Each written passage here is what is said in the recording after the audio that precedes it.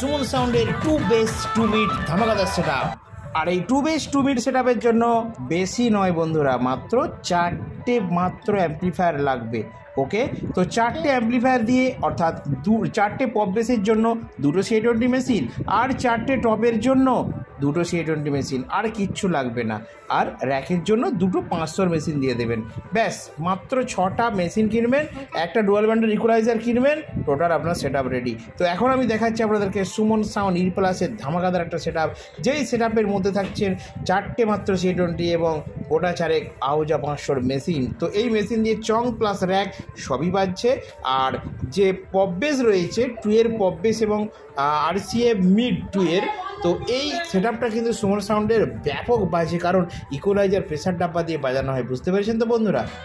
নিচে থাকছে 2 এর পপ, দেখতেই পাচ্ছেন পুরো স্টাইলটা ছোট্টর মধ্যে খুব সুন্দর সেটআপ। আর নিশ্চয়ই বুঝতে পারছেন কতটা আনন্দ করা যেতে পারে এই ছোট্ট সেটআপে, কারণ সামনে একদম কাদা করে দিয়েছে। যারা ভাড়া করেছে দেখতে পাচ্ছেন ওইখানে দূরে নেচেছে, সেখান থেকে কাদা ছিটকে বক্সের গায়ে পড়েছে।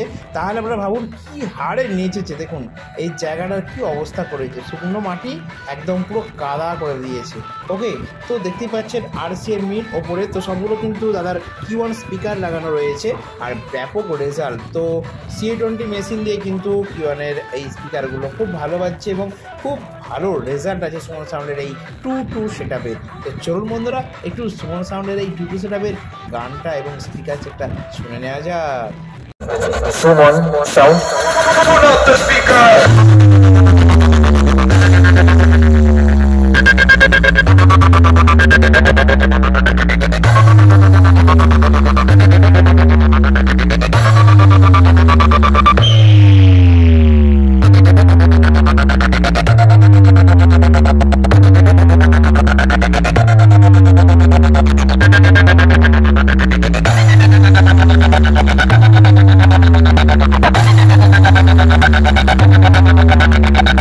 अरे भाई ये तो ट्रेलर है।